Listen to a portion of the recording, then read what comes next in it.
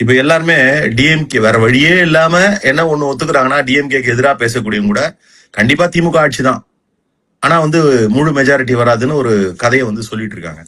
அவங்க அந்த கதை சொல்றதுக்கான காரணம் என்ன, அவங்களால ஜீர்ணிச்சிக்க முடியல. எப்படியும் திமுக திருப்பி வரப்பொழுது, திமுக ஆட்சி வரப்பொழுது, எல்லாம் நல்ல வெற்றி பெற போறாங்கன்னு.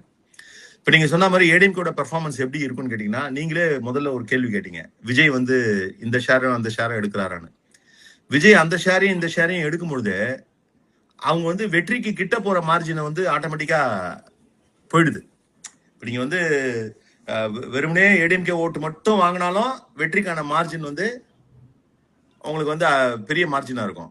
இப்ப ஏடிஎம்கே ஓட்டு இல்லாம டிஎம்கே ஓட்டையும் ஒரு பகுதி வாங்குறாருன்னு வச்சுக்கிட்டா கூட அது ஏடிஎம்கேக்கு போகாததுனால மறுபடியும் அந்த மார்ஜின் அப்படியே தான் மெயின்டைன் ஆக போகுது. ஸோ இந்த மார்ஜின்றது இந்த முறை டிஎம்கே ஏடிஎம்கான மார்ஜின் லார்ஜ் ஆகிறதுனால இவங்க எல்லாம் கணிக்கிற மாதிரி கடந்த முறையை விட திமுக கூட்டணி 158 இடங்களை விட குறைவா வரும்னு கணிக்கிறத விட உறுதியா 158 இடத்துக்கு அதிகமா தான் வரும். என்னுடைய கணிப்பு எப்படி பார்த்தாலும் ரொம்ப ரொம்ப மினிமலா ரொம்ப ரொம்ப மோசமான ஒரு சூழல் வந்தா கூட 180க்கு கம்மி போகாதுன்றதுதான் என்னுடைய பார்வையா இருக்கு.